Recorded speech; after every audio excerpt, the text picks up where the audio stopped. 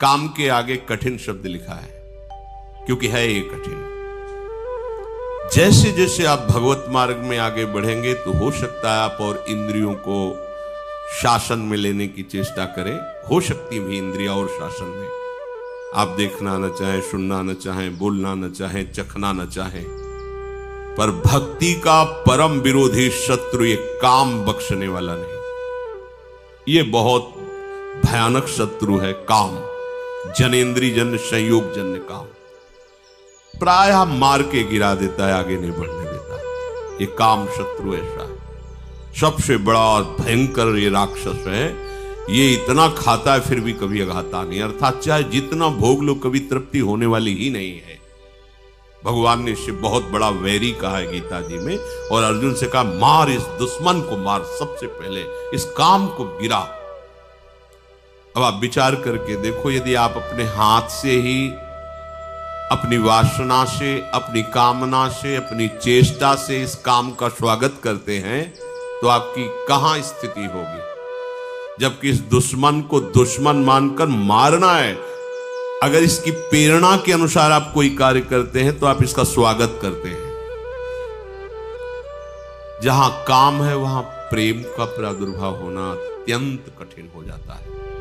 हो सकता है प्रेम, क्योंकि भगवान का अंश है, पर इसे त्यागना पड़ेगा। और बहुत सुंदर काम के नाश का उपाय श्री चतुरासी जी की फल स्तुति में वर्णन करते। भाव जल निधि को नाव, काम पावक को पानी। और श्रीमद् भागवत में शुकाचार्य रासपंच अध्याय का फल स्तुति में वर्णन करते हैं। ये जो ब्रजबधू की रास क्रीड़ा श्री कृष्ण के साथ है, इसका जो गायन करेगा उसका हृदय रोग नष्ट हो जाए। विक्रीडितम ब्रजबधू भिरदम च विष्णु, इस श्लोक में वर्णन किया। यदि हम प्रभु का स्मरण, प्रभु की लीलाओं का गायन करें तो बहुत जल्दी इस हम काम रोग से बच सकते हैं। इसकी बचने की एक वृत्ति है, युक्ति है। अगर वो आप पास रख लें तो आप बच जाएंगे। वो युक्ति नहीं है तो फिर आपको घसीट ले जाएगा। ये अनुभव की बात कह रहे हैं। कुछ बात होती है जो शास्त्रीय, और उसी का जब अनुभव किया जाता है प्रैक्टिकल उसका, तब वो बात ज्यादा समझ में आती है। इस काम को ये देखा है कि उसका कोई भी आश्रय नहीं होना चाहिए, सहारा नहीं उसको होना चाहिए। अगर आपको लग रहा है कि 1 किलोमीटर जाने के बाद हमारे काम की पूर्ति हो सकती है तो मर गए आप, मारे जाओगे, मारे जाओगे।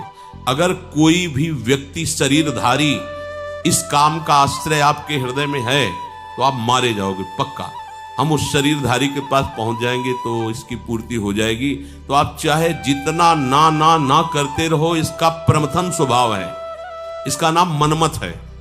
ये मन को ऐसा मथेगा कि आपको वहीं पहुंचना पड़ेगा। पहले कनेक्शन हटाओ। कहीं भी इसके लिए व्यवस्था नहीं होनी चाहिए। आपको अनुभूत बात बता रहे हैं, इसके लिए व्यवस्था नहीं होनी चाहिए। अगर व्यवस्था है तो ये अव्यवस्था फैला देगा।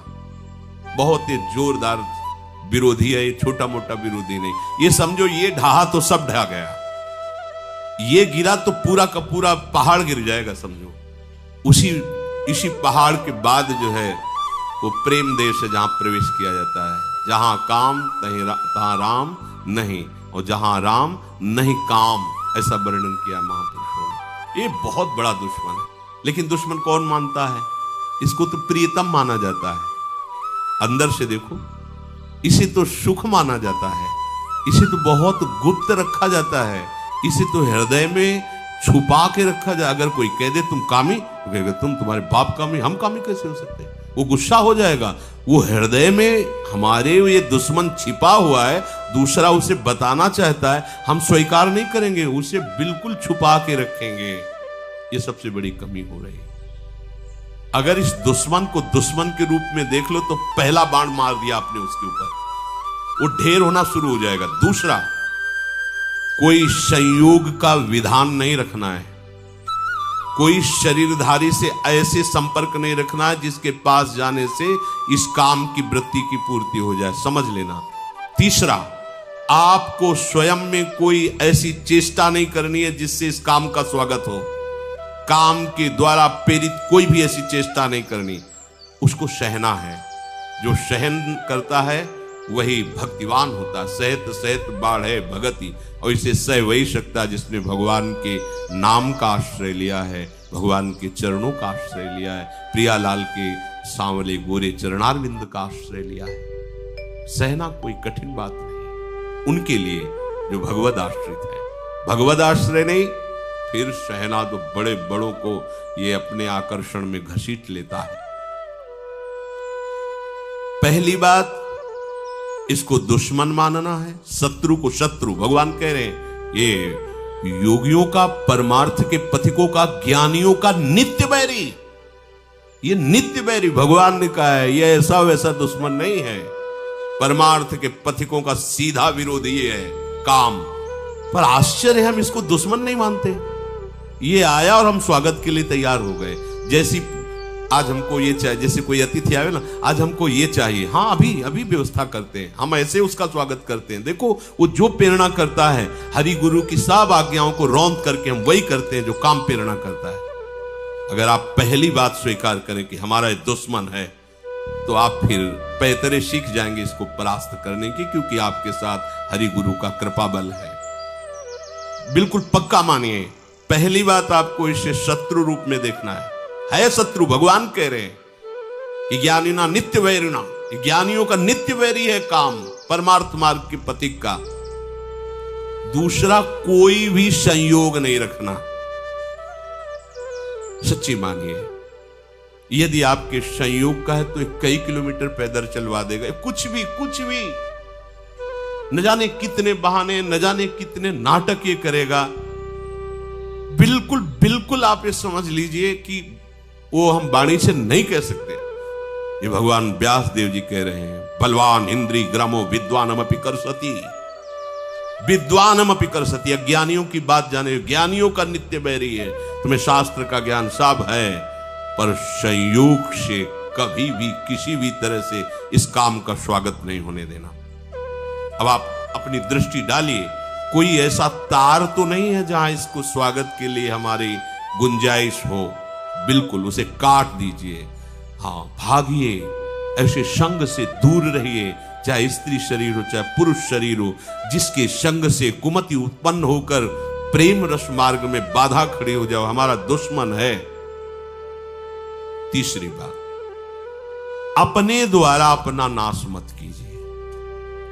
दूसरा, कोई शरीर का संयोग तो आपका नहीं है, पर आपने ऐसी कुचेष्टाएं सीख रखी हैं कि आप काम का स्वागत करते हैं। बहुत बड़ी हानि है।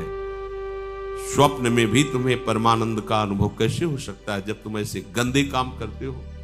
जिस आसन पे तुम लेटते हो उसी में भजन करना है, रात दिन उसी में सुमिरन करना है, तुम अपने आसन को गंदा कर रहे हो। ऐसे परम पावन धाम में रह रहे हो, कैसी चेष्टा कर रहे हो। ये सब ध्यान से सुनो। ये सावधानी, ऐसी सावधानी जहां किंचन मात्र इसको कोई गुंजाइश नहीं मिलनी चाहिए काम को। चौथी बात, ऐसा कोई दृश्य देखने की चेष्टा मत करो जिससे इसका स्वागत हो। अगर कहीं ऐसी बाह चलते फिरते दृष्टि पड़ जाए पशु पक्षी पर भी, तो प्रिया प्रीतम का भाव करके प्रणाम करो, आगे बढ़ो। चिद चिद लक्षणम सर्वम राधा कृष्ण में जगत। दोबारा दृष्टि नहीं जानी चाहिए।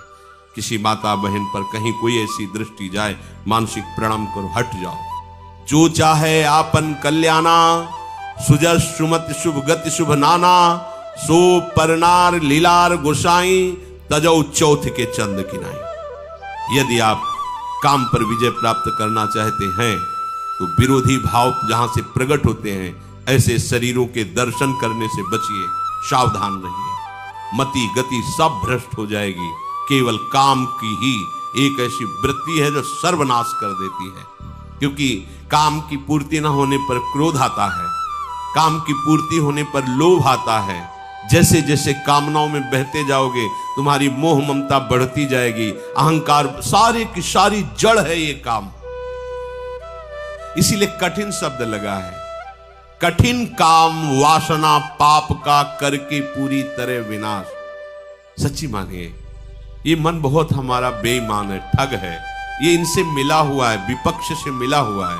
हम भजन में रुचि प्रकट कराने के लिए जब इस मन को बैठालते हैं कि नाम जप कर, मंत्र जप कर, तो ये थोड़ा सहयोग देकर फिर हमसे अपना सहयोग मांगता है।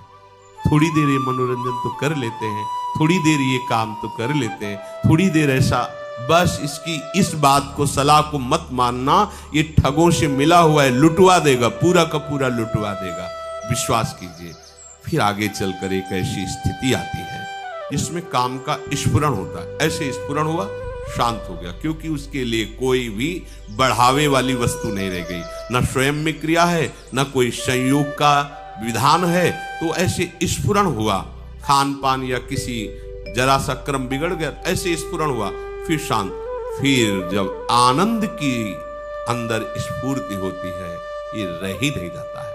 फिर जब भाव प्रकट होता है तो आसपास विषय बिछा हुआ हो तो भी जैसे भुने हुए चने में कहीं अंकुरण नहीं हो सकता, दिखाई चना वैसा ही देगा आपको, वैसी आकृति वैसा, पर उसे कितना भी खाद पानी लगा दो नहीं, ऐसे ही नहीं। स्वात्मा रामम विषय मृग तृष्णाम भ्रमयति, जो आत्मस्वरूप प्रभु का साक्षात्कार किए हुए उसमें काम वासना का उदय ही नहीं होता है।